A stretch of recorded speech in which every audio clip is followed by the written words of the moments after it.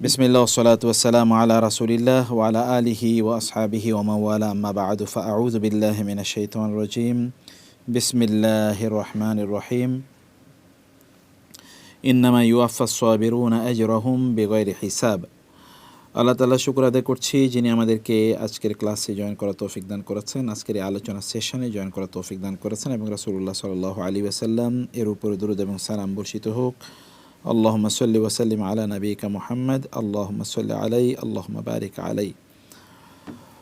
আমরা আলোচনা করছিলাম আমাদের গত আলোচনা সেশনে যে ধৈর্য ধারণ করা আমাদের প্রত্যেকটা কাজের জন্য ধৈর্য অত্যন্ত গুরুত্বপূর্ণ একটা অনুষঙ্গ।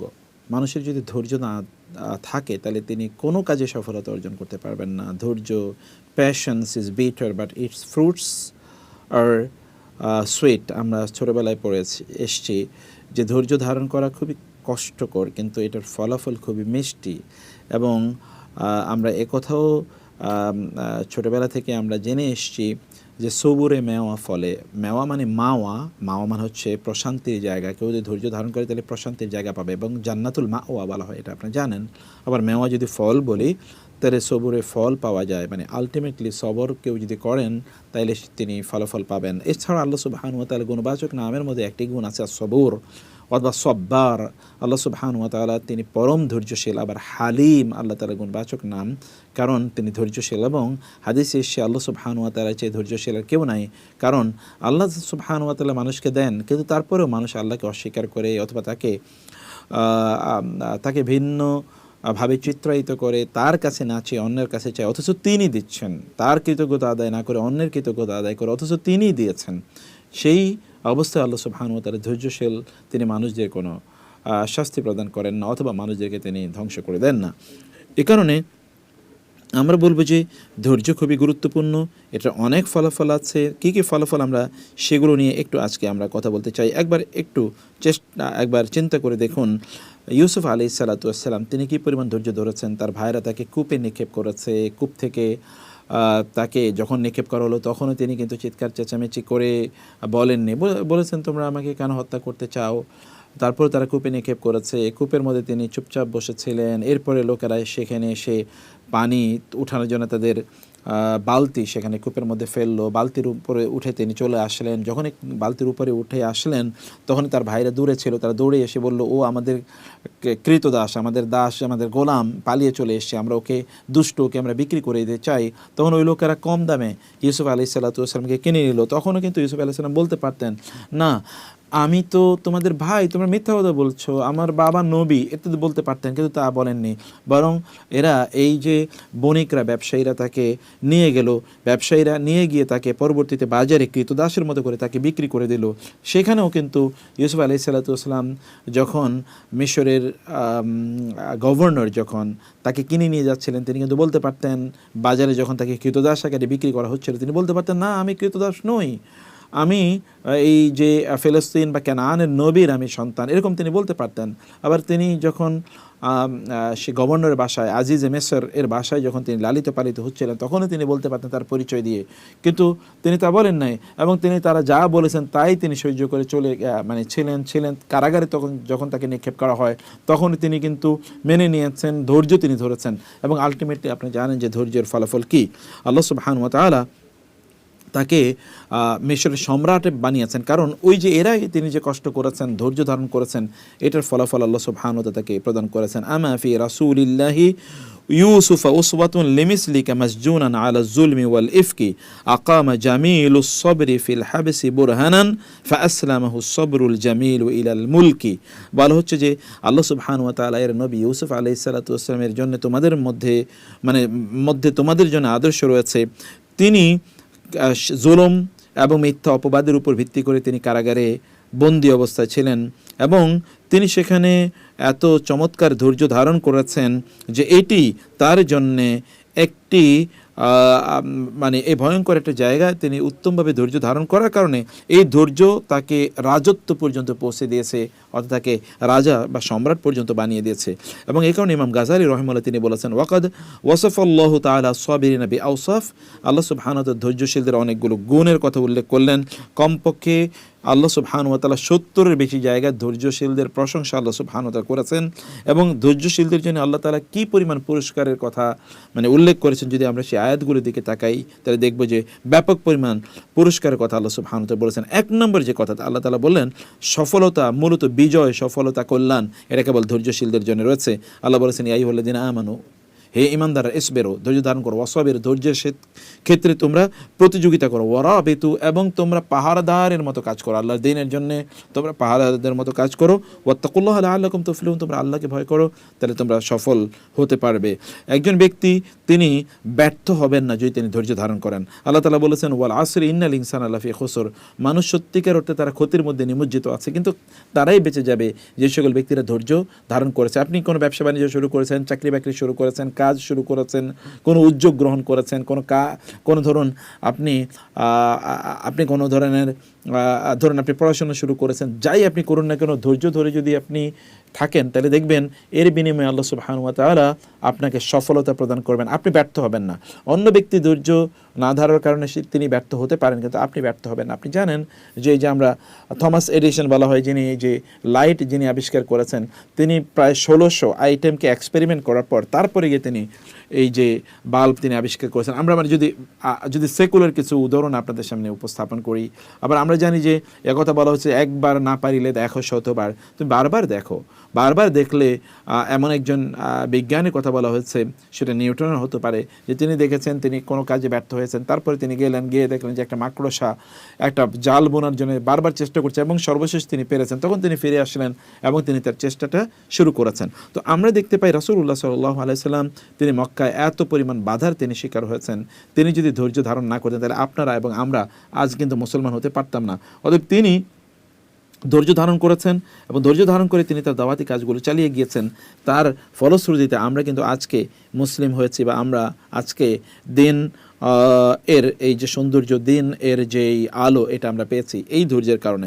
সে কারণে আমরা বলবো যে ধৈর্য ধারণ করে এটা আমাদের জন্য প্রচণ্ড গুরুত্বপূর্ণ। যদি ধৈর্য ধারণ করি তাহলে আমরা একদিকে ক্ষমা পাবো আল্লাহ তাআলার পক্ষ থেকে, এবং রয়েছে আল আজরুল কাবীর, আমাদের জন্য ব্যাপক পুরস্কার রয়েছে। আল্লাহ সুবহানাহু ওয়া তাআলা বলেছেন, ইল্লাল্লাযিনা সাবারু ওয়া আমিলুস সালিহাতি উলাইকা লাহুম মাগফিরাতুন ওয়া আজরুন কাবীর, যে সকল ব্যক্তিরা তারা ধৈর্য ধারণ করে তাদের জন্য আল্লাহর পক্ষ থেকে ক্ষমা। আপনি ধৈর্য ধারণ করলে আল্লাহ তাআলা ক্ষমা করবেন।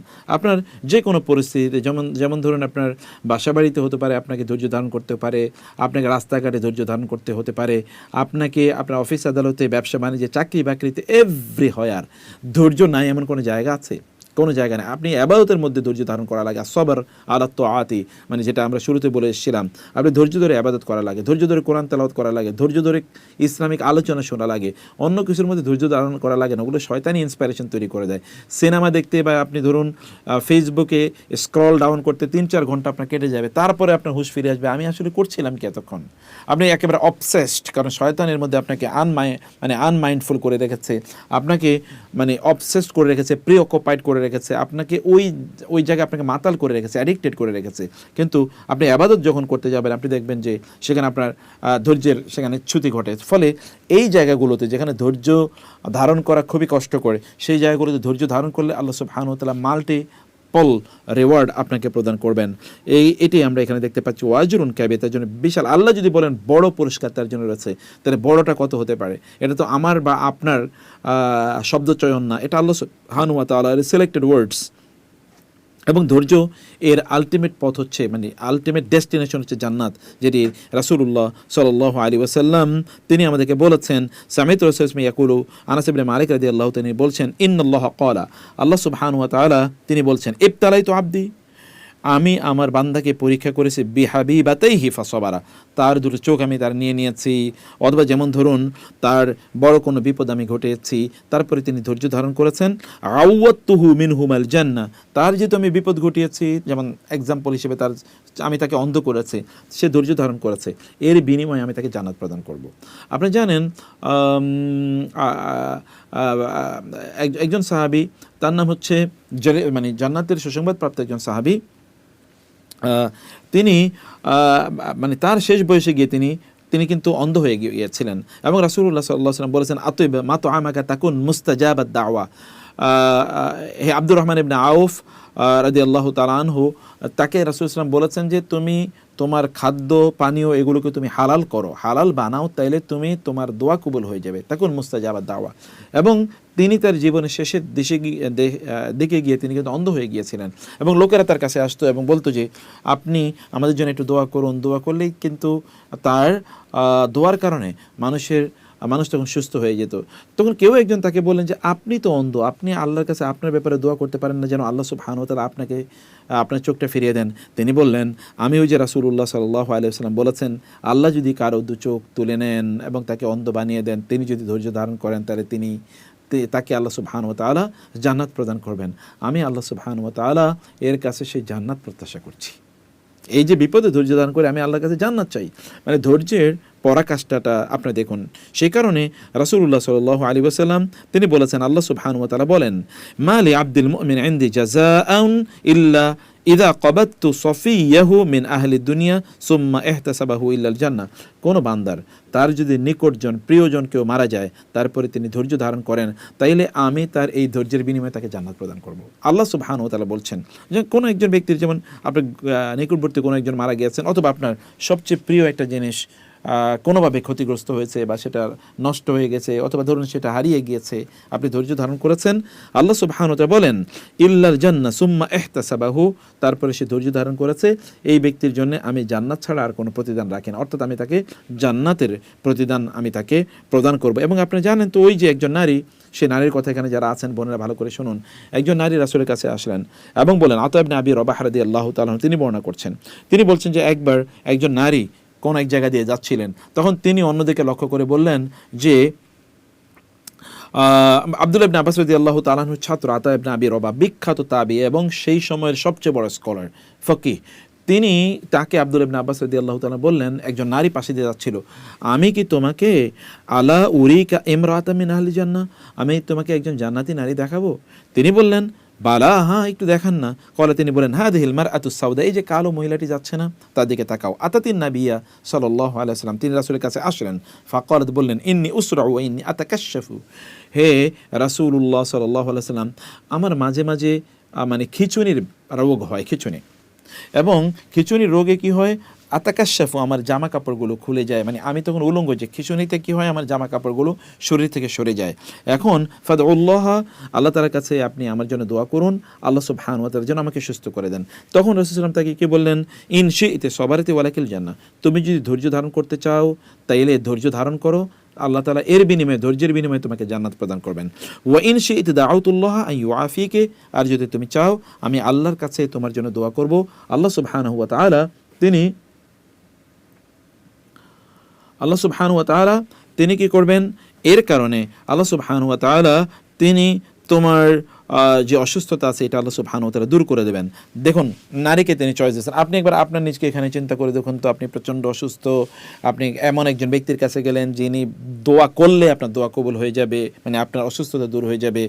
তিনি আপনাকে বললেন তুমি ধৈর্য ধারণ করে তুমি জান্নাত পাবে, আর যদি তুমি বলো আমি তোমার জন্য দোয়া করবো, তোমার সুস্থতা তৈরি হয়ে যাবে। আপনি বলবেন, ভাই দোয়া করেন তো আমি সুস্থ হয়ে যাই, তারপরে আমি আল্লাহর অনেক ইবাদত করবো না, আমি জান্নাতের ইবাদত করবো না, মানে আপনি কিন্তু ওই জায়গায় যাবেনই না। এই নারী কি বললেন, ইট ইজ ভেরি অ্যামেজিং, তিনি বললেন, বাল আসবিরু ইয়া রাসূলুল্লাহ, বরং আমি ধৈর্য ধারণ করবো, কারণ আমার তো ডেস্টিনেশন, তিনি জানেন তার গন্তব্য কোথায়, তিনি জানেন তার পারপাস অফ লাইফ কি, তার জীবনের লক্ষ্য কি তিনি জানেন। এই কারণে তিনি বললেন, ইয়া রাসূলুল্লাহ, আমি ধৈর্য ধারণ করবো, কারণ আমি জান্নাত চাই, আমার তো আলটিমেটলি জান্নাতে যাওয়া দরকার। অথবা আমি যদি একটু কষ্ট করার পর যদি আমি জান্নাতে যেতে পারি, তাহলে that is the objective I will achieve, এবং সেটাই তো আমার লক্ষ্য উদ্দেশ্য। রাসূলুল্লাহ সাল্লাল্লাহু আলাইহি ওয়াসাল্লামকে তিনি লক্ষ্য করে বলেন, ইয়া রাসূলুল্লাহ, তবে ওয়া ইন্নী আতাকাশশাফু, আমি ধৈর্য ধারণ করব, আমার রোগের যে কষ্ট আছে এটা আমি ধৈর্য ধরে সহ্য করব, কিন্তু আমি যে বিবস্ত্র হয়ে যাই, আমার যে জামা কাপড় শরীর থেকে সরে যায়, এটা তো ইয়া রাসূলুল্লাহ আমার জন্য লজ্জাজনক। আপনি আল্লাহর কাছে দোয়া করুন, আল্লাহ সুবহানাহু ওয়া তাআলা যেন আমি রোগ আমার থাকুক কিন্তু আমি যেন বিবস্ত্র না হয়ে যাই, আমার যেন জামা কাপড় যেন শরীর থেকে সরে না যায়। রাসূলুল্লাহ সাল্লাল্লাহু আলাইহি ওয়াসাল্লাম তার জন্য দোয়া করলেন।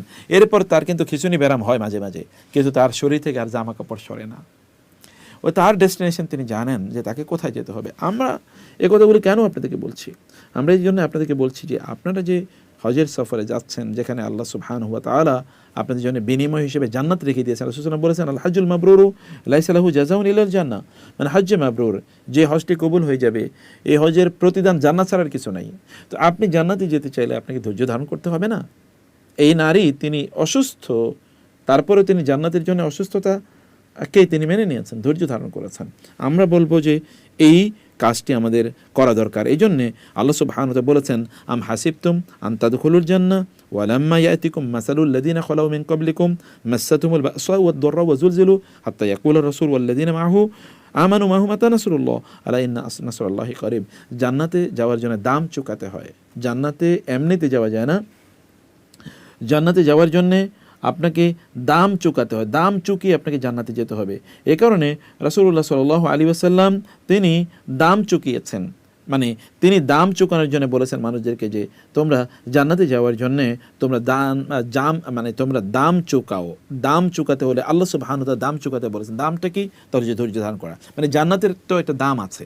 আপনি জান্নাতে সেখানে আপনার অট্টালিকা, আপনার জন্য প্যালেস এবং সেখানে আপনার জন্য অবস্থান, আপনি সেটা কিনবেন না। কেনার জন্য আপনাকে অবশ্যই দাম চুকাতে হবে, যেটি রাসূলুল্লাহ সাল্লাল্লাহু আলাইহি ওয়াসাল্লাম জানিয়েছেন আমাদেরকে ধৈর্য ধারণ করে, এবং আল্লাহ তাআলা আমাদেরকে বলেছেন। এবং এই কারণে আলী ইবনে হুসাইন রাদিয়াল্লাহু তাআলা, হুসাইন রাদিয়াল্লাহু ছেলে আলী রাদিয়াল্লাহু তাআলা, হুসাইনের ছেলে আলী, আবার আলী রাদিয়াল্লাহু তাআলার ছেলের নাম হুসাইন। অতএব সেই যুগে আপনি দেখেন দাদার নামে ছেলেদের নাম রাখা বা নাতিদের নাম রাখা, সেই যুগে এটা একটা ট্র্যাডিশন ছিল।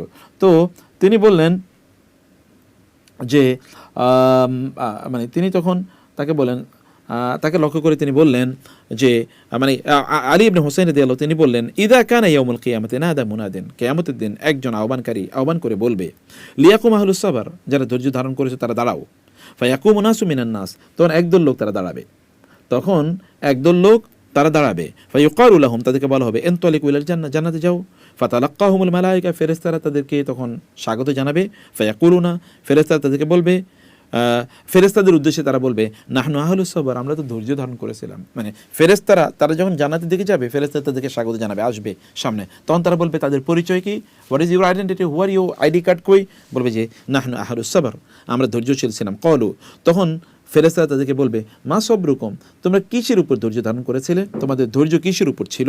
তখন তারা বলবে, সবারানা আনফুসানা আলা তাআতিল্লাহ, আমরা আল্লাহ সুবহানাহু ওয়া তাআলা এর আনুগত্য, ইবাদতের কাজগুলো ধৈর্য ধরে করেছি।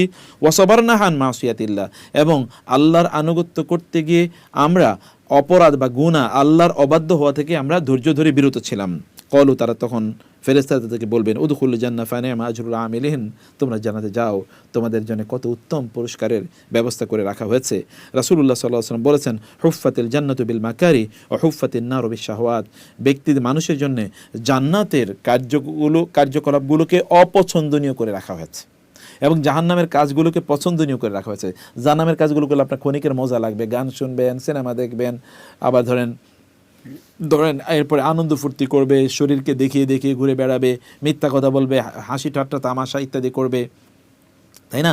এগুলো লোকেরা করবে, এগুলোতে তার জান্নাতের, এগুলো জাহান্নামের কাজ এবং এগুলো বিভিন্ন আনন্দ ফুর্তি ফ্যাশন ইত্যাদির মধ্যে আছে। আর জান্নাতের কাজগুলো রাতের বেলা আপনাকে দাঁড়িয়ে সালাত আদায় করতে হবে, কষ্ট হলেও ধৈর্য ধারণ করতে হবে, তাই না? আপনাকে ছুটে যেতে হবে নামাজের জন্য মসজিদে, আপনাকে হজ করার জন্য দৌড়ে যেতে হবে, সেখানে কষ্টের মধ্যে আপনাকে, এত প্রচণ্ড গরমের মধ্যে আপনাকে দৌড়াতে হবে, অথবা ধরুন আপনাকে বিশাল ভিড়ের মধ্যে আপনাকে আপনার কার্যকলাপগুলো সম্পাদন করতে হবে, আপনাকে কখনো হাঁটতে হবে, কখনো গাড়িতে চাপাচাপিতে আপনাকে দাঁড়িয়ে থাকতে হবে, আপনি সব কিছু সময় মতো পাবেন না। এই যে ধৈর্য ধারণ আপনি করছেন, এই ধৈর্যের বিনিময়ে আল্লাহ সুবহানাহু ওয়া তাআলা আপনাকে দেবেন না। সেই ধৈর্য, এটি ধরা খুবই কষ্টকর, কিন্তু এর বিনিময়ে আল্লাহ সুবহানাহু ওয়া তাআলা আপনাকে জান্নাত প্রদান করবেন। শুধু তাই না, ফেরেশতারা আপনাকে সালাম দেবে, আসসালামু আলাইকুম, সালামুন আলাইকুম বিমা সাবারতুম ফানি'মা উকবাদ-দার, তোমরা যে দুনিয়ায় ধৈর্য ধারণ করেছো এ কারণে তোমাদের উপর সালাম। ফেরেশতারা আপনাদেরকে এসে স্বাগত জানাবে, সালাম দেবে। এবং এখানে সালাম মানে শুধুই সালাম না, এখানে মানে হচ্ছে আপনাদের উপর শান্তি বর্ষিত হোক, এটা ফেরেশতারা বলবে, আপনাদের উপর শান্তি বর্ষিত হোক, এটা ফেরেশতারা আপনাদেরকে লক্ষ্য করে বলবে। শুধু তাই না, জান্নাতে একটি ঘর আছে যেটার নাম হচ্ছে বাইতুল হামদ, বাইতুল হামদ, প্রশংসার ঘর। এই প্রশংসার ঘরটি আল্লাহ সুবহানাহু ওয়া তাআলা কাদের জন্য ব্যবস্থা করে রেখেছেন দেখুন। ইযা মাতা ওয়ালাদুল আবদি, যখন কোনো একজন সন্তান, কোনো বান্দা, আল্লাহর বান্দার সন্তান যখন মারা যায়, ক্বালাল্লাহু লিমালাইকাতিহি, তখন আল্লাহ তাআলা ফেরেশতাদেরকে লক্ষ্য করে বললেন, ক্বাবাতুম ওয়ালাদা আবদি, আমার এই বান্দার সন্তানকে তোমরা মানে নিয়ে এসছো, মানে তাকে তোমরা মৃত্যু দিয়েছো। এবং ফায়াকুলুনা, তারা বলবে, নাম, হ্যাঁ আল্লাহ। ফায়াকুলু ক্বাবাতুম সামারাতা ফুয়াদিহি, তোমরা তার কলিজার টুকরাকে তোমরা তাকে তাকে তোমরা মানে মৃত্যু দিয়েছো, ফায়াকুলুন, তারা বলবে নাম, ফায়াকুলু মাযা ক্বালা আবদি, আচ্ছা আমার বান্দার সন্তানকে যখন তোমরা মৃত্যু দিলে তখন আমার বান্দা কি বলছিল? আল্লাহ সুবহানাহু ওয়া তাআলা কি বলছেন দেখেন, কথোপকথন, আমার বান্দা আমার বান্দা আমার বান্দা কি বলছিল? তখন ফায়াকুলুন, তারা বলবে হামিদাকা ওয়াস্তারজা, তারা আল্লাহ আপনার প্রশংসা করেছে, বলেছে আলহামদুলিল্লাহ, এবং তারা ইন্না লিল্লাহি ওয়া ইন্না ইলাইহি রাজিউন। তাহলে মানুষ মারা গেলে কি পড়তে হয়? আলহামদুলিল্লাহ, ইন্না লিল্লাহি ওয়া ইন্না ইলাইহি রাজিউন। ফায়াকুলুন, তখন আল্লাহ সুবহানাহু ওয়া তাআলা বলবেন উবনু লি আবদি বাইতান ফিল জান্নাতি ওয়াসাম্মুহু বাইতাল হামদি, তোমরা আমারই বান্দার জন্য জান্নাতে একটা ঘর, স্পেশাল একটা ঘর নির্মাণ করো এবং ওই ঘরের নাম দাও বাইতুল হামদ, তোমরা তার নাম দাও বাইতুল হামদ। ধৈর্য, আপনি যদি কোনো কিছু হারান অথবা আপনি যেটা পাওয়ার কথা ছিল প্রত্যাশা অনুসারে সেটা যদি পান না, তাহলে আল্লাহ সুবহানাহু ওয়া তাআলা জান্নাতে আপনার জন্য একটা স্পেশাল একটা ঘর নির্মাণ করে রাখবেন, যে ঘরটির নাম আল্লাহ সুবহানাহু ওয়া তাআলা দিয়েছেন, আল্লাহ দিয়েছেন বাইতুল হামদ। ওয়াসাম্মুহু, তোমরা ঘরটার নাম রাখো বাইতুল হামদ, এটার নাম হচ্ছে বাইতুল হামদ। আল্লাহ সুবহানাহু ওয়া তাআলা বলেছেন যে সকল ব্যক্তি ধৈর্য ধারণ করবে এদের পুরস্কার কখনোই হারিয়ে যাবে না, এরা সর্বদাই এরা তাদের পুরস্কার পাবেই, বরং আল্লাহ সুবহানাহু ওয়া তাআলা তাদেরকে স্পেশালি পুরস্কার প্রদান করবেন। ওমা ইউলাক্কাহা ইল্লা সাবিরুন, ধৈর্যশীলরা কেবলমাত্র স্পেশাল পুরস্কারটা পাবে, অন্য কারোর জন্য এই পুরস্কার নেই। এমনকি ধৈর্যশীলদের জন্য আল্লাহ সুবহানাহু ওয়া তাআলা পুরস্কারগুলোকে কয়েক গুণ করে দেবেন। উলাইকা ইউজজাউনা উলাইকা ইউতাউনা আজরাহুম মাররাতাইন বিমা সাবারু, একদল লোকের পুরস্কার আল্লাহ তাআলা একবার দেবেন, কিন্তু ধৈর্যশীলদের পুরস্কার আল্লাহ তাআলা দুইবার দেবেন। ধৈর্যশীলের পুরস্কার নিয়ে চলে গেছে, এই ধৈর্যশীলরা আবার আসো, নাও তোমাদের আরেকবার পুরস্কার, ডাবল পুরস্কার তাদের জন্য। মানে মাস শেষে আপনাকে যদি স্যালারি একবার দেওয়া হয়েছে ব্যাংকে, এবং পরে আবার আপনাকে অফিসের বস অথবা ধরুন আপনি আপনার কর্মচারীদের মধ্যে কাউকে একবার তো স্যালারি দিলেন, আবার ডেকে নেই তোমার জন্য আমি না কিছুক্ষণ আগে বেতন পেলাম, না এটা তোমাকে ডাবল দেওয়া হলো, যাও। কারণ কি? কারণ তুমি ধৈর্য ধারণ করেছিলে, কারণ তুমি ধৈর্য ধরে তোমার কাজগুলো করেছিলে। রাসূলুল্লাহ সাল্লাল্লাহু আলাইহি ওয়াসাল্লাম তিনি এই জাতীয় ব্যক্তিদের চরিত্র কি সেটি আল্লাহ রাসূল সাল্লাল্লাহু আলাইহি ওয়াসাল্লাম আমাদেরকে জানিয়ে দিয়েছেন। কোথাও কোথাও আল্লাহ সুবহানাহু ওয়া তাআলা কথাও বলেছেন ইন্নামা ইউওয়াফাস সাবিরুনা আজরাহুম বিগাইরি হিসাব, আল্লাহ সুবহানাহু ওয়া তাআলা ধৈর্যশীলদের পুরস্কার তিনি বেগাইরে হিসাব প্রদান করেন, মানে এটার কোনো হিসাব নাই কতটুকু আল্লাহ তাআলা দেবেন, কারণ এটি আল্লাহ সুবহানাহু ওয়া তাআলা এর দায়িত্ব। এটা আল্লাহ সুবহানাহু ওয়া তাআলা লাইসা ইউজানু লাহুম ওয়ালা ইউকারু লাহুম ইন্নামা ইউগরাফু লাহুম গারাফা। এজন্য সালফে সালিহিন তারা এই আয়াতের ব্যাখ্যায় বলেছেন যে তাদের পুরস্কারগুলো মাপা হবে না, ওজন দেওয়া হবে না, এগুলোকে পরিমাপ করা হবে না, কোনো কিছু করা হবে না। আল্লাহ সুবহানাহু ওয়া তাআলা তার পক্ষ থেকে থুক বরাদ্দ হিসেবে এদেরকে ব্যাপক পরিমাণ পুরস্কার আল্লাহ সুবহানাহু ওয়া তাআলা প্রদান করবেন। এমনকি যে সকল ব্যক্তিরা ধৈর্য ধারণ করে আল্লাহ সুবহানাহু ওয়া তাআলা সমাজের নেতৃত্ব তাদেরকে প্রদান করেন, আল্লাহ তাআলা বলেছেন ওয়াজআলনা মিনহুম আইম্মাতান ইয়াহদুনা বিআমরিনা লাম্মা সাবারু, আপনি ধৈর্য ধারণ না করলে আপনি নেতৃত্ব পাবেন না। নেতৃত্ব মানে হচ্ছে ঈমানদারদের নেতৃত্ব, জাহেল জালিম এবং মানে ফিতনা ফাসাদকারী এই সকল ব্যক্তিদের, কাফের ফুজ্জার ফুসাক, এদের নেতৃত্ব না। দিনদার আল্লাহওয়ালা ব্যক্তিদের নেতৃত্ব আপনি দিতে পারবেন যদি আপনি ধৈর্য ধারণ করেন। ধৈর্য ধারণ করলে আল্লাহ সুবহানাহু ওয়া তাআলা দুনিয়ায় মর্যাদা কীভাবে দেন আপনি দেখছেন, এবং আখিরাতেও আল্লাহ সুবহানাহু ওয়া তাআলা মর্যাদা প্রদান করবে। এই জন্য ইবনে তাইমিয়া রাহিমাহুল্লাহ তিনি বলেছেন আস-সাবরু ওয়াল ইয়াকুনু বিহিমা তুনানুল ইমামাতু ফিদ-দ্বীন, আপনি যদি ধৈর্য ধারণ করেন এবং আপনার যদি সুদৃঢ় বিশ্বাস থাকে তাইলে রাসূলুল্লাহ সাল্লাল্লাহু তাইলে ইবনে তাইমিয়া রাহিমাহুল্লাহ তিনি বলেছেন এর মাধ্যমে একজন ব্যক্তি আল ইমামাতু ফিদ-দ্বীন অর্থাৎ দ্বীনের ক্ষেত্রে নেতৃত্ব পাবেন। দ্বীনের নেতৃত্ব পাওয়ার মানে দ্বীনের গভীর জ্ঞান আপনি অর্জন করতে পারবেন, গভীর প্রজ্ঞা আপনি পাবেন, মানুষকে দ্বীনের ক্ষেত্রে আপনি লিড প্রদান করতে পারবেন, এটি আল্লাহ সুবহানাহু ওয়া তাআলা আপনাকে প্রদান করবেন। শুধু তাই না, একজন ব্যক্তি আল্লাহ সুবহানাহু ওয়া তাআলার সান্নিধ্য পাবে যদি তিনি ধৈর্য ধারণ করেন। আল্লাহ তাআলা বলেছেন ইন্নাল্লাহা মা'আস সাবিরিন, আল্লাহ সুবহানাহু ওয়া তাআলা ধৈর্যশীলদের সাথে রয়েছেন। একজন ব্যক্তি যদি ধৈর্য ধারণ করে তাহলে আল্লাহ তাআলা তাকে স্পেশালি তাকে সাহায্য প্রদান করবেন। ইস্তাঈনু বিস-সাবরি ওয়াস-সালাহ, ধৈর্য ধারণ করলে আল্লাহর স্পেশাল আপনি পাবেন, মানে যেটাকে বলছে সাহায্য পাবেন। তো আল্লাহ সুবহানাহু ওয়া তাআলার সাহায্য পাওয়া মানে এর চেয়ে বড় বা উত্তম, এর চেয়ে উন্নত, এর চেয়ে দামি আর কি পুরস্কার একজন ব্যক্তির জন্য হতে পারে। আল্লাহ সুবহানাহু ওয়া তাআলার পক্ষ থেকে সাহায্য নয়, আল্লাহর সুবহানাহু ওয়া তাআলার পক্ষ থেকে আপনি হিউজ মানে রিইনফোর্সমেন্ট আপনি পাবেন। মানে হচ্ছে আপনি যুদ্ধক্ষেত্রে আছেন, ধরুন এই যুদ্ধক্ষেত্রে আপনাকে শত্রুকে পরাজিত করার জন্য মিলিটারি সাপোর্ট লাগবে, অস্ত্র শস্ত্র নিয়ে মিলিটারি বাহিনী আপনার পক্ষে এসে কাজ করবে, এইরকম সাপোর্ট আল্লাহ সুবহানাহু ওয়া তাআলা প্রদান করবেন আপনাকে। ওয়ালাম আন্না ফিস সাবরি আলা মা তাকরাহু খায়রান কাসীরা ওয়া আন্নান নাসরা মা'আস সাবরি, রাসূলুল্লাহ সাল্লাল্লাহু আলাইহি ওয়াসাল্লাম তিনি বলেছেন যে আমাদের সত্যিকার অর্থে বিজয়, যুদ্ধের ক্ষেত্রে শত্রুর বিরুদ্ধে যুদ্ধ মানে বিজয়, সেটা আপনার শয়তান যে শত্রু তার বিরুদ্ধে অথবা মানুষ শত্রু যারা আছে তাদের বিরুদ্ধে যদি বিজয় অর্জন করতে হয়, তাহলে আপনাকে ধৈর্যের মতো এই গুণটি আপনাকে অর্জন করতে হবে। রাসূলুল্লাহ সাল্লাল্লাহু আলাইহি ওয়াসাল্লাম বলেছেন, ইন্নান নাসরা মা আস-সাবরি। আল্লাহ সুবহানাহু ওয়া তাআলা তিনি বলেন, ফেরেশতারা সাহাবায়ে কেরামদেরকে যুদ্ধের ক্ষেত্রে সাহায্য করেছিলেন। কারণ কি? বালা ইন তাসবিরু ওয়া তাত্তাকু ওয়া ইয়াতুকুম মিন ফাওরিকুম হাদা ইউমদিদুকুম রাব্বুকুম বিখামসাতি আলাফিন মিনাল মালাইকাতি মুসাওয়িমিন।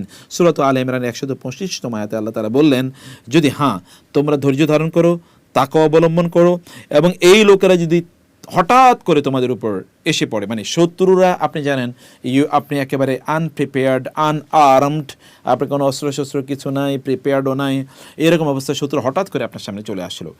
এই অবস্থায় আপনি যদি ধৈর্য ধারণ করেন, ধৈর্যশীল যদি হন, আল্লাহর উপর যদি আপনার নির্ভরতা থাকে, তাহলে আল্লাহ তাআলা বলছেন, আল্লাহ সুবহানাহু ওয়া তাআলা 5000 ফেরেশতা পাঠিয়ে তোমাদেরকে সাহায্য করবেন। যারা চিহ্নিত মুসাওয়িমিন মানে কি জানেন? তারা হচ্ছে তাদের ওই যে স্টার্স, মানে ধরেন আপনার 3 স্টার, 7 স্টার, 8 স্টার্স, মানে তারা হচ্ছে এরা সাধারণ ফেরেশতা না, তারা হচ্ছে স্টার, মানে তাদের তারকা খচিত ফেরেশতা। তো তারকা খচিত ফেরেশতা মানে কি? আমরা এখনও দেখি যে যুদ্ধের ময়দানে বা এমনি মিলিটারিতে অথবা ধরুন ল এনফোর্সিং এজেন্সিতে চাকরি করে অনেকগুলো স্টার আছে। স্টার মানে হচ্ছে এটা রেকগনিশন, তার পদবি এবং তার র্যাঙ্কস অ্যান্ড অথবা ধরেন তার পজিশন, এটাকে ইন্ডিকেট করে হচ্ছে ওই স্টারগুলো। এরকম মুসাওয়িমিন মানে হচ্ছে স্টারওয়ালা ফেরেশতারা রাসূলুল্লাহ সাল্লাল্লাহু আলাইহি ওয়াসাল্লাম এর সাহাবীদেরকে সাহায্য করতে এসেছেন। একটাই মাত্র তাদের বৈশিষ্ট্য ছিল, তার হচ্ছে তাকওয়া অবলম্বন করতে, তারা ধৈর্য ধারণ করতে এবং তাকওয়া অবলম্বন করতো। সে কারণে আমরা বলবো যে আপনি ধৈর্য ধারণ করলে আপনি বিজয়ী হবেনই যুদ্ধের ক্ষেত্রে। দুনিয়া তো একটা যুদ্ধক্ষেত্র, এবং আপনি যদি আপনার বাসা বাড়িতে যদি আপনি সত্যিকার অর্থে বিজয়ী হতে চান, আপনার সন্তানদের সাথে, আপনার স্ত্রীর সাথে, আপনার স্বামীর সাথে, বাবা মার সাথে, ভাই বোনদের সাথে, চাচা জ্যাঠাদের সাথে, মামা খালুদের সাথে, বা মানে যদি আপনি অন্য আত্মীয়স্বজনের সাথে, পাড়া প্রতিবেশীর সাথে যদি আপনি সত্যিকার অর্থে কোনো ব্যাটল ফিল্ডে থাকেন, সে ব্যাটল ফিল্ডে যদি আপনি বিজয়ী হতে চান, তাহলে আপনাকে ধৈর্য ধারণ করতে হবে।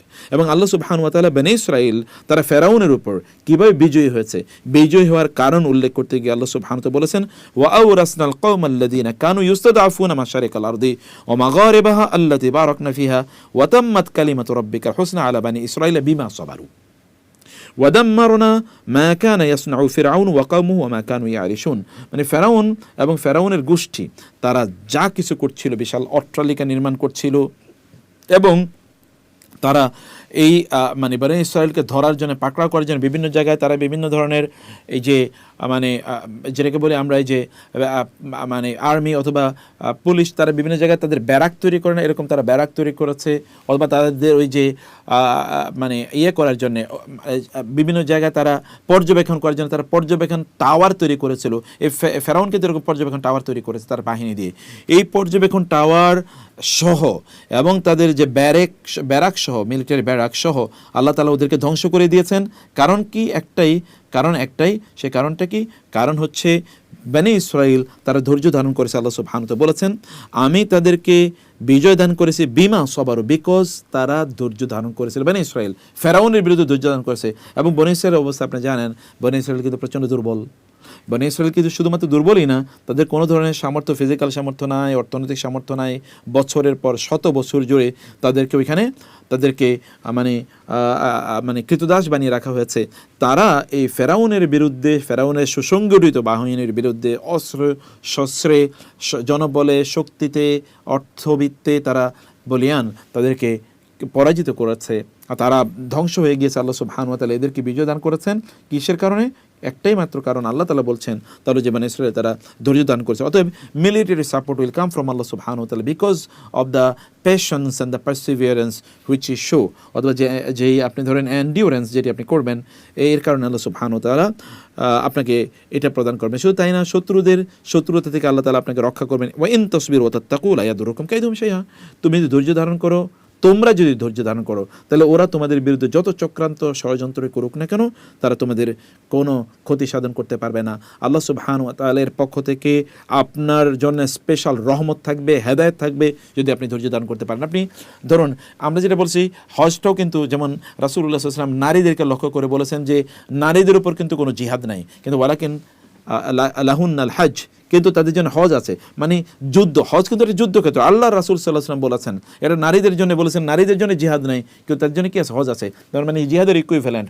অথবা আপনারা যারা হজ করতে যাচ্ছেন, আপনারা দুর্বল, আপনার ধরেন বয়সে একটু এইজেড যারা আছেন, অথবা নারীরা যারা আছেন, অথবা ধরুন যারা মিড এজে আছেন, অথবা অন্য যে কোনো কারণে হোক না কেন, আপনি কিন্তু একটা ব্যাটল ফিল্ডে সেখানে যাচ্ছেন।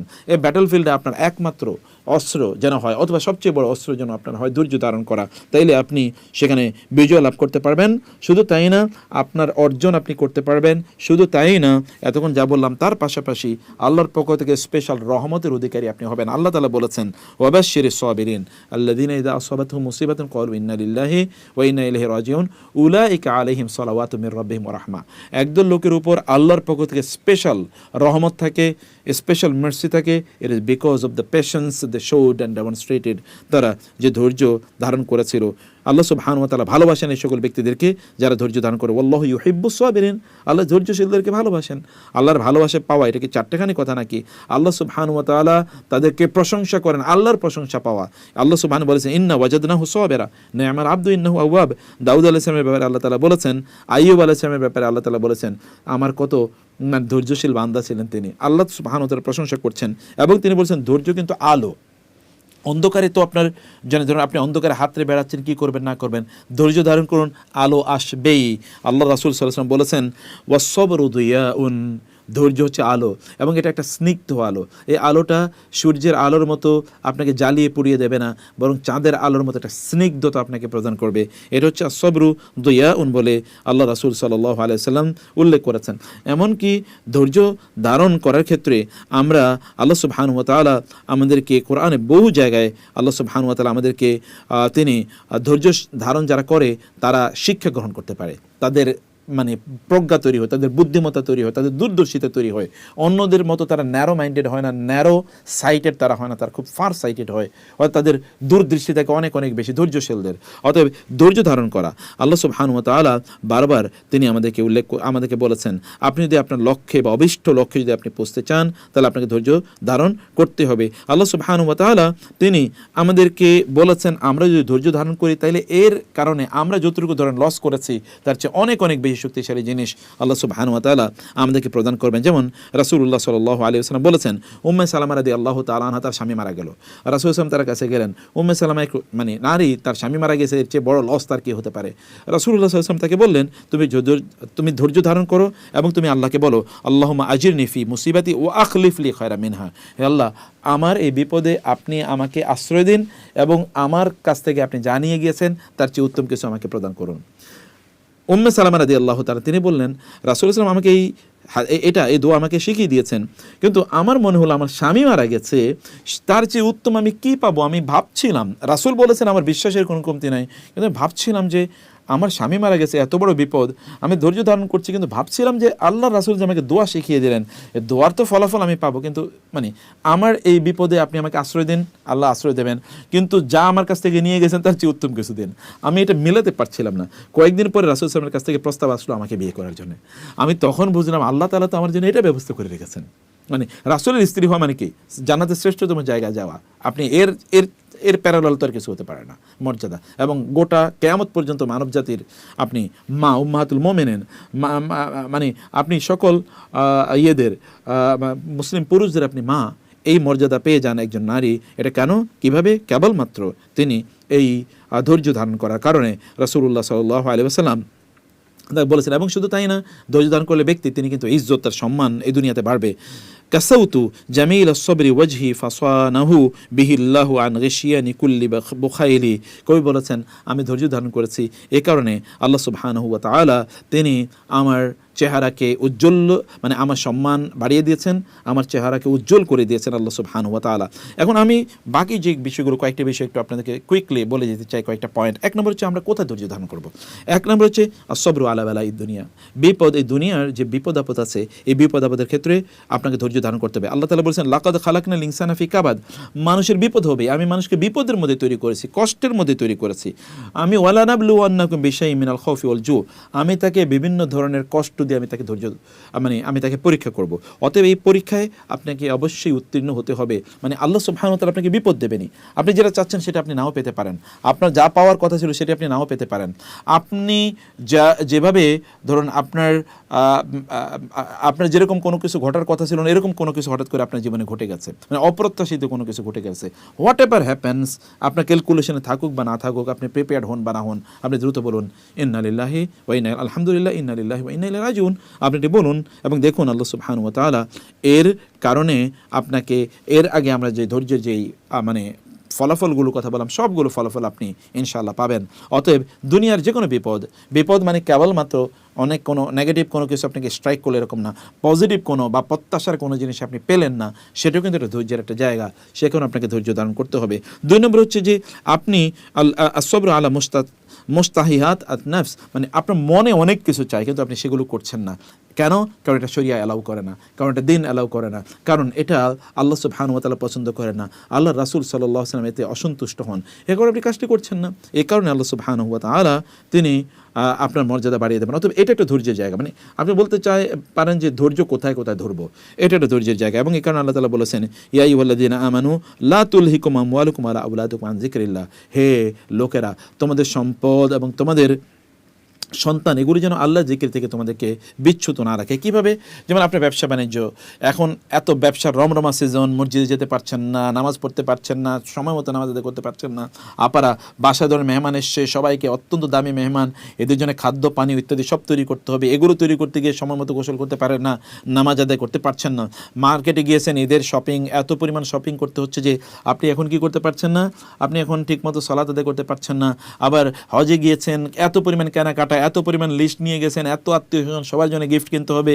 হজ শেষে, এখন হজের পরে আপনি আসলেই আদৌ যে হজ করছেন এটা চরিত্র দেখি বোঝা যায় না, ব্যবসা মানে কেবল কেনাকাটা নিয়ে ব্যস্ত। অথবা গিয়েছেন প্রথমে আপনি ওমরা করলেন, ওমরা করার পর এখন আর কোনো কাজ নাই, ঘুরে বেড়ান, মার্কেটে যান, শপিং করেন, আপনি মানে কী বলে আলবাইকে যান, খান, সেখান থেকে স্টার বাক্সে যান, সেখান থেকে কফি খাবেন, বিভিন্ন জায়গায় ঘুরে ঘুরে বেড়াচ্ছেন, ইবাদতের কোনো খবর নাই।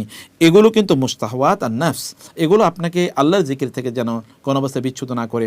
সন্তানদেরকে সময় দেওয়া, স্বামীকে সময় দেওয়া, স্ত্রীকে সময় দেওয়া, পরিবারকে সময় দেওয়া, পরিবার সাজানো, এইগুলো দুনিয়ার ইস্যুগুলো যেন তোমাকে কোনো অবস্থায় আল্লাহর জিকির থেকে বেরোত না রাখে। এটি রাসূলুল্লাহ সাল্লাল্লাহু আলাইহি ওয়াসাল্লাম এই জন্য বলেছেন, আব্দুর রহমান ইবনে আউফ রাদিয়াল্লাহু তাআলা থেকে বর্ণিত, উবতুলিনা মা রাসূলিল্লাহ সাল্লাল্লাহু আলাইহি ওয়াসাল্লাম বিদ-দাররাই ফাসাবারনা সুম্মা উবতুলিনা বিস-সাররাই বা'দ ফালাম নাসবির। আল্লাহু আকবার। তিনি বলেছেন রাসূলুল্লাহ সাল্লাল্লাহু আলাইহি ওয়াসাল্লামের যুগে আমাদের অর্থনৈতিক সংকট ছিল, আমরা ধৈর্য ধারণ করেছি, কিন্তু যখন আমাদের অর্থনৈতিক আর কোনো সংকট নাই তখন আর আমরা ধৈর্য ধারণ করতে পারি না। এটা হচ্ছে সবচেয়ে বড় প্রবলেম। আপনি ধরেন নেগেটিভ অবস্থায় ধৈর্য ধারণ করতে পারেন, কিন্তু পজিটিভ অবস্থায় ধৈর্য ধারণ করতে পারেন না। কীভাবে? যেমন এখন আনন্দ ফুর্তির সময়, ঈদের সময় চলে এসছে, এখন তো আনন্দ ফুর্তি করবে, নামাজ নাইলে একটু পরে পড়ি, এখন 7 দিনের টেলিভিশনের প্রোগ্রাম চলছে, এগুলো একটু ভালো করে দেখি, এগুলো নিয়ে আমরা ব্যাপক পরিমাণ ব্যস্ত, তখন আর আমরা ধৈর্য ধারণ করতে পারি না। এ কারণে কিছু কিছু লোক তারা দুনিয়াতে তারা যখন কারাগারে থাকে তখন তারা ধৈর্যশীল থাকে, কারাগার থেকে যখন তারা বের হয় তখন তাদের আর কোনো ধৈর্য নয়, তখন তারা উচ্ছৃঙ্খলভাবে তারা জীবন যাপন করতে থাকে। এ কারণে আমাদেরকে ধৈর্য ধারণ করতে হবে। সত্যিকার অর্থে যখন দুনিয়ার বিভিন্ন ধরনের প্রলোভন যখন আমাদের সামনে আসবে, সেগুলোর ক্ষেত্রে আমাদেরকে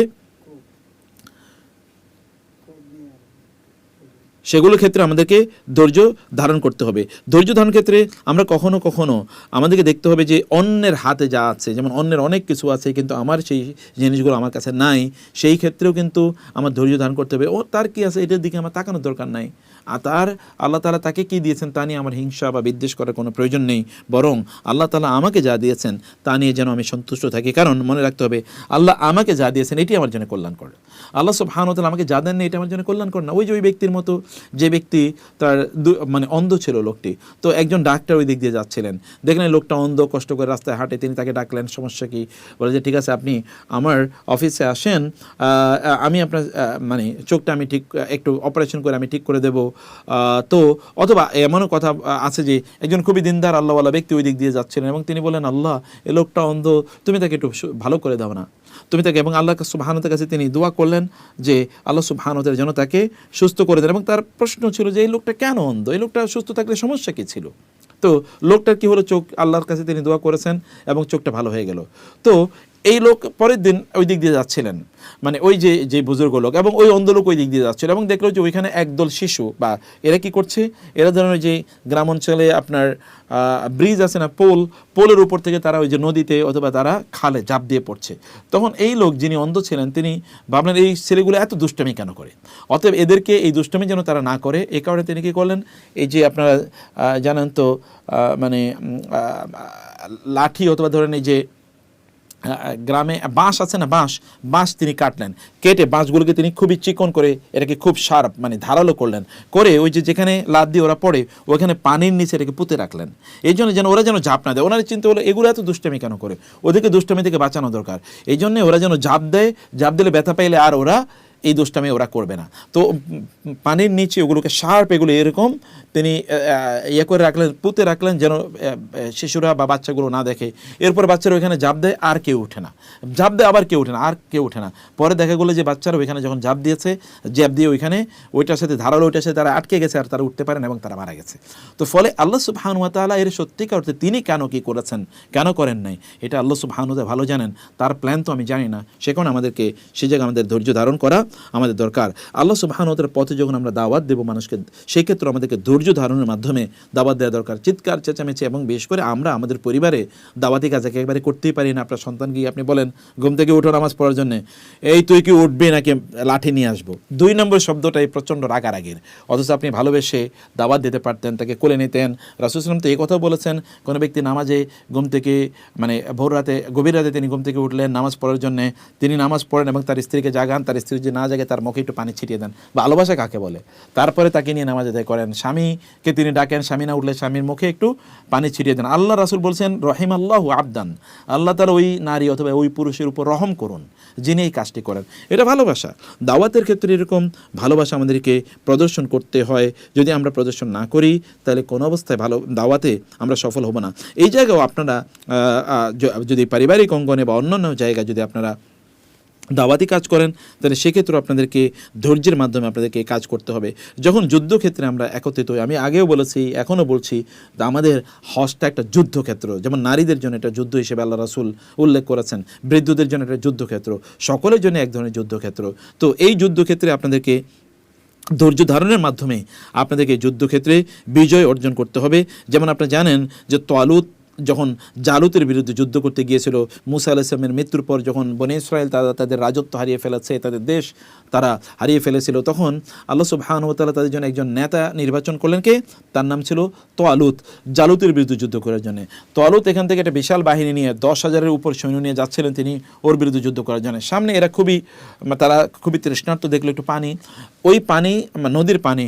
তালুত কেবল বললেন আল্লাহ নিষেধ করেছেন তোমরা নদীর পানি খেতে, তোমরা এই নদীর পানি খেও না, সামনে গিয়ে তোমাদের জন্য খাবারের ব্যবস্থা থাকবে, কিন্তু তোমরা এটা খেও না। কিন্তু ওই যে 10,000-এর মতো ওরা কী করলো, নদীর পানি খেয়ে ফেললো, আর বাকি 313 জনের মতো তারা নদীর পানি খেলো না। এই 313 জন ওই পানি না খেয়ে একটু ধৈর্য ধারণ করেছে। এরা পরে নদী পার হয়ে ওই পারে যখন গিয়েছে তখন এদের শক্তি আরও বেড়ে গেল, এরা কিন্তু পানি খায়নি। আর যারা পানি খেয়েছে এরা এত দুর্বল হয়ে গেল, ওরা বলল লা তাকাতা লানা লিয়াউমা বিজারুহি ওয়া জুনুদিহি, আমরা একেবারে দুর্বল, আমরা হাঁটতে পারছি না, আমরা ধসে পড়ে যাচ্ছি, আমাদের কোনো শক্তি নাই, আমরা কোনো পাচ্ছি না, সাহস পাচ্ছি না, আমরা খুবই ভয় পাচ্ছি, দুর্বল ফিল করি, তোমরা যাও, তোমরা যুদ্ধ করো, আমাদের পক্ষে যুদ্ধ করতে যাওয়া সম্ভব না। এবং এরা কিন্তু এখানে থেকে গেল, ওই 313 জন নিয়ে তিনি যুদ্ধ করে বিজয়ী হয়ে আসলেন, ওই জালুতের বিরুদ্ধে তাকে নাস্তানাবুদ করে দিলেন। সেখানে দাউদ আলাইহিস সালামও ছিলেন, আর রাসূলুল্লাহ সাল্লাল্লাহু আলাইহি ওয়াসাল্লাম তাই করেছেন যুদ্ধের ময়দানে, বদরের ময়দানে এই একই সংখ্যক বাহিনী নিয়ে তিনি ওদেরকে পরাজিত করেছেন। আমরাও যে কথা বলছি আপনাদেরকে, যে আপনাদেরকে এই যুদ্ধের ময়দানে যদি টিকে থাকতে হয় তাহলে আপনাকে ধৈর্য ধারণ করতে হবে। অনেক ধরনের অ্যালিউরমেন্টস আপনাকে আসবে, অনেক ধরনের ডিস্ট্রাকশন আপনার সামনে আসবে, কিন্তু কোনো ডিস্ট্রাকশনে আপনাকে করা যাবে না। ধৈর্য ধারণ করতে হয় জ্ঞান অর্জনের ক্ষেত্রে। যেমন এখন আপনারা এখানে আলহামদুলিল্লাহ অনেকে আপনারা আছেন, এটা আমার কাছে ভালো লেগেছে যে রাতে হলেও আপনার জ্ঞান অর্জনের জন্য আপনারা এখানে জয়েন করেছেন। জ্ঞান অর্জনের জন্য ধৈর্য ধারণ করতে হয়, যেটা আমরা মুসা আলাইহিস সালাম এবং খিদির আলাইহিস সালামের ঘটনা জানি। খিদির আলাইহিস সালাম মুসা আলাইহিস সালামকে বললেন যে তুমি তো ধৈর্য ধারণ করতে পারো না আমার সাথে, বা আপনি তো ধৈর্য ধারণ করে থাকতে পারবেন না, ধৈর্য ধরে জ্ঞান অর্জন করতে হবে। মুসা আলাইহিস সালাম বললেন না, আমি ধৈর্য ধারণ করতে পারবো। কিন্তু এরপরে আপনি জানেন কি হয়েছে, যখনই একটা ঘটনা ঘটেছে মুসা আলাইহিস সালাম তাকে ধৈর্য না ধরে তাকে জিজ্ঞেস করেছেন, এবং 3বার যখন তিনি চুক্তি ভঙ্গন করলে তখন খিদির আলাইহিস সালাম বলেন, হাদা ফেরাকু বাইনি ওয়া বাইনিক, আমার সাথে আর থাকা যাবে না, কারণ তুমি 3বার চুক্তি লঙ্ঘন করেছো। ধৈর্য ধারণ, এই জন্য রাসূল সাল্লাল্লাহু আলাইহি ওয়াসাল্লাম বলেছেন, আল্লাহ মুসার উপর রহম করুন, তিনি যদি আরেকটু ধৈর্য ধরতেন তাহলে আমরা আরও কত ঘটনা জানতে পারতাম, আরও অনেক অজানা জিনিস আমরা জানতে পারতাম খিদিরের মাধ্যমে, কিন্তু তিনি তো ধৈর্য ধারণ করেন নাই, এই কারণে ওই ঘটনাটি আর জানতে পারলেন না। রাসূলুল্লাহ সাল্লাল্লাহু আলাইহি ওয়াসাল্লাম পর্যন্ত এ কথা বলেছেন। এখন লাস্ট যে কথাটি আমি বলতে চাই তা হলো যে আমরা ধৈর্য ধারণের ক্ষেত্রে কোন কোন জিনিসগুলো আমাদেরকে সাহায্য করে, এটা ভালো কথা, সবচেয়ে গুরুত্বপূর্ণ ইস্যু। তাহলে যে 1 নম্বর হচ্ছে হালিস সবর ওয়াহাবিয়ুন আম কাসাবিয়ুন, ধৈর্য কি এটা সৃষ্টিগত নাকি আমাদেরকে ধৈর্যের গুণটা অর্জন করা লাগে? ধৈর্যের গুণটি আমাদেরকে অর্জন করা লাগে। ওমাই ইয়াতাসাব্বার ইউসাব্বিরুহুল্লাহ, রাসূল সাল্লাল্লাহু আলাইহি ওয়াসাল্লাম বলেছেন, যে ব্যক্তি ধৈর্য ধারণ করতে চায় আল্লাহ তাআলা তাকে ধৈর্যশীল বানান। ফলে এটা একটা এটা এক ধরনের যদি আমরা বলি অ্যাচিভেবল এক ধরনের ট্রেড বা ক্যারেক্টারিস্টিক, এইটা আমাদেরকে ধৈর্য ধারণ করে এই গুণ আমাদেরকে অর্জন করা লাগে। এমন না যে এটা আমরা জন্মগত বা সৃষ্টিগত এটা অর্জন করা যায় না, এটা আপনি চাইলেও এই গুণ আপনি অর্জন করতে পারবেন। তাহলে এই গুণ অর্জন করার জন্য আপনাকে কি করতে হবে? 1 নম্বরে আপনাকে যেটা করতে হবে তা হলো যে এই দুনিয়ার চরিত্রটা আপনাকে ভালো করে বুঝতে হবে, যে দুনিয়ার চরিত্রটা কি, এবং এই দুনিয়াতে কি কি আপনি ঈশ্বর মুখোমুখি হতে পারেন, এগুলো যদি আপনি ভালো করে বুঝেন। যেমন ধরুন, দুনিয়াতে আপনার কষ্ট থাকবেই, বিপদ থাকবেই, আপনাকে বিভিন্ন পরীক্ষার মুখোমুখি হতে হবেই, এইটি যদি আপনি জানেন দুনিয়ার নেচারটা এরকম, তাইলে আর আপনার কোনো হতাশা থাকবে না। আপনার সন্তানরা যদি জানে জীবনটা এরকম, চাইলেই সব কিছু পাওয়া যায়, যদি এরকম হয়ে যায় তাহলে ও কোনোদিন না পেলে ও আত্মহত্যা করবে, কোনোদিন না পেলে সে বিদ্রোহ করবে, এবং সে বিবাহিত জীবনে সে খুবই অসুখী থাকবে, কারণ ও তো জানে যে চাওয়ার সাথে সাথে পেয়েছি, তাহলে এখন পাচ্ছি না কেন। তাইলে বুঝতে হবে যে বাস্তবতা, মানব জীবনে যে সংকটগুলো, এই সংকটগুলো মানুষকে বোঝা দরকার, মানুষকে জানা দরকার, এই ফিলসফি অথবা এই প্র্যাকটিক্যাল এক্সপিরিয়েন্স এগুলো মানুষের থাকা দরকার। এটা একটা ইস্যু। 2 নম্বর বিষয় হচ্ছে যে এই ঈমান থাকতে হবে যে এই দুনিয়াটা পুরোটাই হচ্ছে আল্লাহ সুবহানাহু ওয়া তাআলা এর রাজত্ব।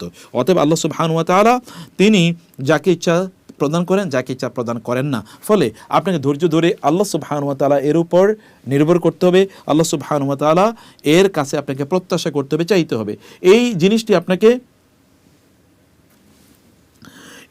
আপনাকে রক্ষা করবে, এই জিনিসটি আপনাকে বাঁচিয়ে তুলবে, এবং এই জিনিসটি আপনাকে অবশ্যই আপনার যে বিভিন্ন ধরনের বিপদ আপদ আছে এই সকল বিপদ আপদ থেকে আপনাকে রক্ষা করবে। সেই কারণে আমরা বলছি যে যদি আপনার যদি সত্যি করতে ঈমান যদি আপনার থাকে যে আল্লাহ সুবহানাহু ওয়া তাআলা রাজত্বটা পুরোটা হচ্ছে মহান আল্লাহ সুবহানাহু ওয়া তাআলার, তখন আপনার আর কোনো টেনশন থাকবে না, আপনার তখন আর কোনো ধরনের আপনি কোনো ফ্রাস্ট্রেশনে বা অ্যাংজাইটিতে তখন আপনি ভুগবেন না। আল্লাহ সুবহানাহু বলেছেন, ওমা বিকুম মিন নি'মাতিন ফামিনাল্লাহি, তোমরা যেই নেয়ামতি পাও না কেন বা যেই নেয়ামতি তোমরা গ্রহণ করো না কেন, এটি মহান আল্লাহ সুবহানাহু ওয়া তাআলা এর পক্ষ থেকে এটি এসছে। 3 নম্বর বিষয় হচ্ছে যে আপনি ধৈর্য ধারণ করলে যে আপনি পুরস্কার পাবেন, প্রতিদান পাবেন, এই বিষয়টি আপনার জানা দরকার। যদি আপনি এটা জানেন তাহলে আপনি ধৈর্য ধারণ করতে পারবেন এবং ধৈর্যশীল আপনি হতে পারবেন। এমনকি আপনি জানেন রাসূল সাল্লাল্লাহু আলাইহি ওয়াসাল্লাম বলেছেন, ইয়াওয়াদ্দু আহলুল আফিয়াতি ইয়াউমাল কিয়ামাতি হিনা ইউতা আহলুল বালা'i আস-সাওয়াবা লাউ আন্না জুলুদাহুম কানাত কুরিদাত ফিদ দুনিয়া বিল মাকারিদ। যখন আখিরাতে, কিয়ামতে, পরকালে, বিচার দিবসে গিয়ে যখন লোকেরা দেখবে যে ধৈর্যশীলদেরকে আল্লাহ তাআলা কি পরিমাণ পুরস্কার প্রদান করেছেন, তখন লোকেরা বলবে, হায় আফসোস, কেন দুনিয়াতে আমাদের গোটা শরীরকে করাত দিয়ে কেটে কেটে টুকরো টুকরো করা হলো না, যেন আমরা ধৈর্য ধারণ করতাম এবং তার বিনিময়ে আজকে আমরা এত সম্মান পেতাম আখিরাতে, জান্নাতে। এটা তখন লোকেরা প্রত্যাশা করতে থাকবে। সেই কারণে আমরা বলবো যে ধৈর্য ধারণ করা, এটার জন্য আমাদেরকে বোঝা দরকার ধৈর্যের ফলাফল কী, বা ধৈর্যের তার জন্য কী পুরস্কার আমরা পাবো। ধৈর্য ধারণের জন্য আমাদেরকে নিয়ত করতে হবে যে আমরা ধৈর্যশীল হবই, এই সিদ্ধান্ত আমাদেরকে নিতে হবে। ধৈর্য ধারণের জন্য আমাদেরকে ধৈর্য যদি আমরা ধারণ করি তাহলে আমরা মুক্তি পাবই, এই বিশ্বাস আমাদের রাখা দরকার। না হাউতাশ করলেই আমি কেবল ভালো করব, চিৎকার চেঁচামেচি করলেই কেবল ভালো করব, এইরকম যখন আপনার অনুভূতি থাকবে তাহলে তো আর কোনোদিন আপনি কল্যাণ অর্জন করতে পারবেন না। সে কারণে আমাদেরকে বিশ্বাস রাখতে হবে যে ধৈর্য ধারণ করলেই কেবলমাত্র আমাদের মুক্তি মিলবে, এই বিষয়টি আমাদের জানা দরকার। এবং ষষ্ঠত আল্লাহ তাআলার কাছে আমাদেরকে চাওয়া দরকার, হে আল্লাহ তুমি আমাকে ধৈর্যশীল বানাও। যদি আমরা আল্লাহ সুবহানাহু ওয়া তাআলার কাছে চাই তাহলে আল্লাহ সুবহানাহু ওয়া তাআলা আমাদেরকে ধৈর্যশীল বানাবেন। রাসূল রাসূলুল্লাহ সাল্লাল্লাহু আলাইহি ওয়াসাল্লাম তিনি আমাদেরকে সেটাই শিখিয়ে দিয়েছেন। অ্যান্ড ফাইনালি যে কথাটি বলবো তা হচ্ছে যে আপনাকে তাকদীরের উপর বিশ্বাস রাখতে হবে যে যা কিছু ঘটেছে না কেন এটি আল্লাহ সুবহানাহু ওয়া তাআলার পক্ষ থেকে এবং আল্লাহর সিদ্ধান্তে ঘটেছে। অতএব আপনি মা বিকুম মা আসাবে মিন নি'মাতিন ফামিন আল্লাহ, এই দুনিয়াতে আপনার যা কিছু ঘটেছে না কেন এগুলো আল্লাহ সুবহানাহু ওয়া তাআলার পক্ষ থেকেই এটি ঘটেছে। ফলে আল্লাহ সুবহানাহু ওয়া তাআলা যেটি আমার জন্য কল্যাণকর সেটি করেছেন, কারণ তিনি তো জানেন আমার জন্য বা তার বান্দার জন্য কোনটি কল্যাণকর। সে কারণে আমরা আল্লাহ সুবহানাহু ওয়া তাআলার পক্ষ থেকে ঘটেছে আমাদের তাকদীরের উপর বিশ্বাস থাকলে আমাদের কোনো সমস্যা নেই। এই কারণে আপনি একবার লন্ডনে আমার এক স্টুডেন্ট একবার গল্প বললো যে কোনো একজন নারী, তিনি তার স্বামী মারা গেছে এবং তার সন্তান মারা গিয়েছে এবং তার মানে তার তার তার ছেলে মারা গিয়েছে, এরকম ঘটনায় সকল অবস্থায় তিনি ধৈর্যশীলা তিনি ছিলেন। তারপরে তিনি তার চাকরি বাকরি ঠিকমতো করছেন। যখন ওই প্রতিষ্ঠানে যিনি মালিক, ওই নারী যখন দেখলেন প্রত্যেকটি মুহূর্তেই তার এত বিপদের পরেও তিনি ধৈর্যশীলা, তখন তাকে বলেন তুমি যে, আমরা হলো তো চিৎকার চেঁচামেচি করে কান্নাকাটি করে সব করে দিতাম, তো তুমি এত ধৈর্য ধরে মানে তুমি এভাবে থাকছো কেন? তোমার মধ্যে কোনো অনুভূতি নেই? তুমি কি কোনো মানুষ না?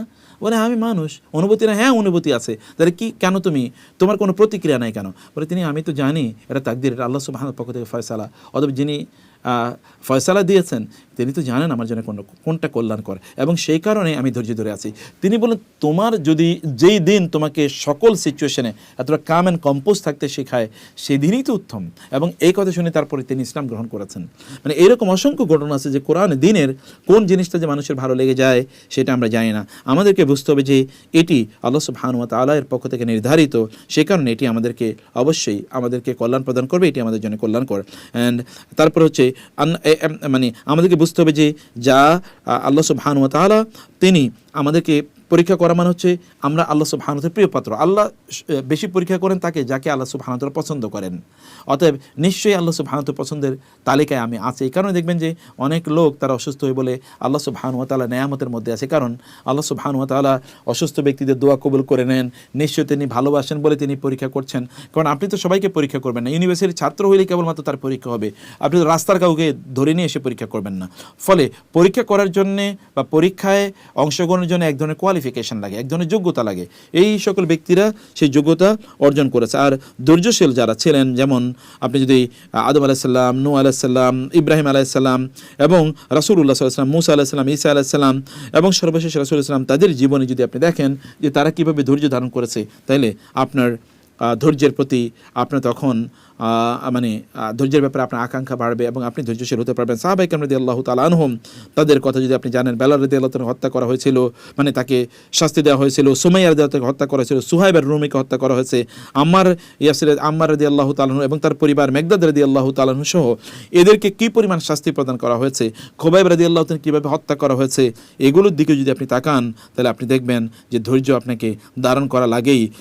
আমাদের বড় বড় ইমামরা, যদি ইমাম আবু হানিফা রাহিমাহুল্লাহ, ইমাম আহমদ ইবনে হাম্বল সহ অন্যান্য যে সকল ব্যক্তিরা যারা ধৈর্য ধারণ করেছে তাদের জীবনীটা পড়লে আপনি বুঝতে পারবেন ধৈর্য আমাদেরকে কিভাবে আমাদেরকে মানে উন্নত জীবনযাপনে কীভাবে আমাদেরকে সমৃদ্ধ করে ধৈর্য।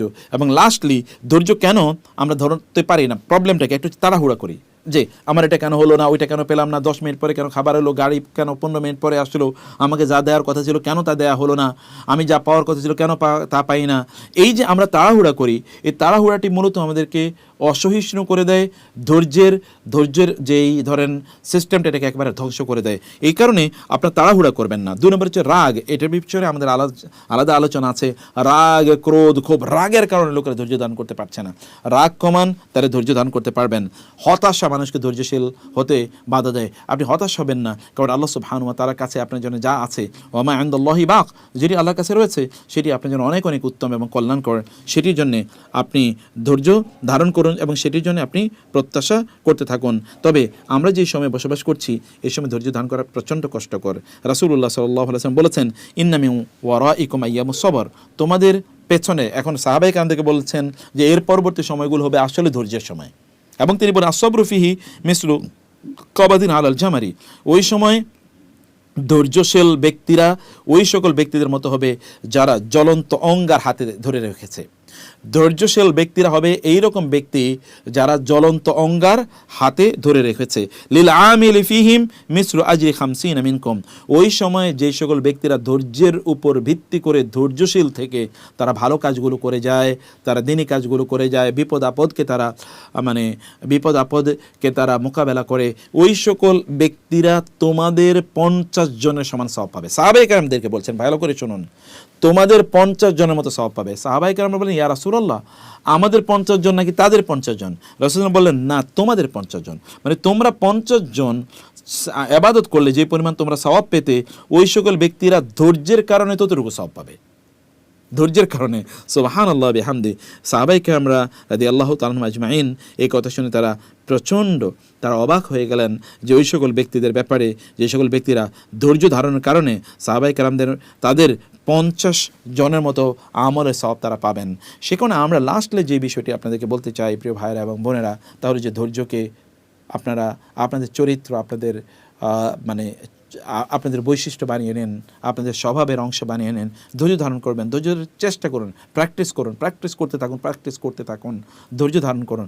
ধৈর্য সত্যিকার অর্থে সফলতা, দুনিয়ার সফলতা, আখিরাতের সফলতা। দুনিয়ার কাজে আমরা প্রচণ্ড ধৈর্যশীল, ঘন্টার পর ঘন্টা দাঁড়িয়ে থাকি রেশনের চালের জন্যে, অথবা বিভিন্ন জায়গায় ডিসকাউন্টে জিনিস বিক্রি হবে, ঘন্টার পর ঘন্টা দাঁড়িয়ে থাকে লোকেরা। দেখবেন খাবারের জন্য যে বিভিন্ন জায়গায় হোটেলে গিয়ে আপনি দেখবেন যে ঘন্টার পর ঘন্টা দাঁড়িয়ে থাকে লোকেরা খাবারের জন্য, কিন্তু তারা দিনী কাজে তাদের কোনো ধৈর্য নাই, দিনী কাজে কোনো ধৈর্য নাই লোকজনের। দিনী কাজে ধৈর্য ধারণ করুন। আপনি বাইরে ধরবেন, দেখবেন যে আপনি 2-3 ঘন্টা হয়তো আপনি জ্যামে ছিলেন, অথবা আপনি আধা ঘন্টার রাস্তা আপনি আসতে 2 ঘন্টা লেগেছে, এরকম হয়েছে, কিন্তু দরজায় এসে আমাদের আর তর সয় না, বেল টিপলাম কেন সাথে সাথে দরজা খুলে দিল না, এই কারণে ঘরে ঢুকেই তারপরে মারামারি, ঝগড়া বিবাদ। এইটাই আমাদের ধৈর্যের অভাব। শয়তান চায় আমাদেরকে অধৈর্য বানাতে, তাহলে শয়তানের এজেন্ডা বাস্তবায়িত হবে। আর আমরা যদি তাড়াহুড়া না করি, আমরা যদি রাগান্বিত না হই, আমরা যদি হতাশ না হই, আল্লাহর উপর যদি তাওয়াক্কুল রাখি এবং আল্লাহ সুবহানাহু ওয়া তাআলার তাকদীরের উপর যদি আমাদের বিশ্বাস থাকে, তাহলে ইনশাআল্লাহ আমরা ধৈর্যশীল হতে পারবোই। মহান আল্লাহ সুবহানাহু ওয়া তাআলা আমাদেরকে ধৈর্যশীলদের অন্তর্ভুক্ত করুন এবং ধৈর্য ধরেই যেন আমরা আমাদের গন্তব্যে পৌঁছতে পারি, সেই তৌফিক আল্লাহ তাআলা আমাদেরকে দান করুন। আল্লাহুম্মা আমিন। আজকে তাহলে এখানে শেষ করলাম, ইনশাআল্লাহ এরপরের সেশনে দেখা হবে। আল্লাহ সুবহানাহু ওয়া তাআলা সবাইকে অনেক অনেক কল্যাণ দান করুন। হাদা ওয়া সাল্লাল্লাহু সুবহানাহু ওয়া তাআলা আলা নবিয়িনা মুহাম্মদ ওয়া আলা আলিহি ওয়া সাহবিহি আজমাইন।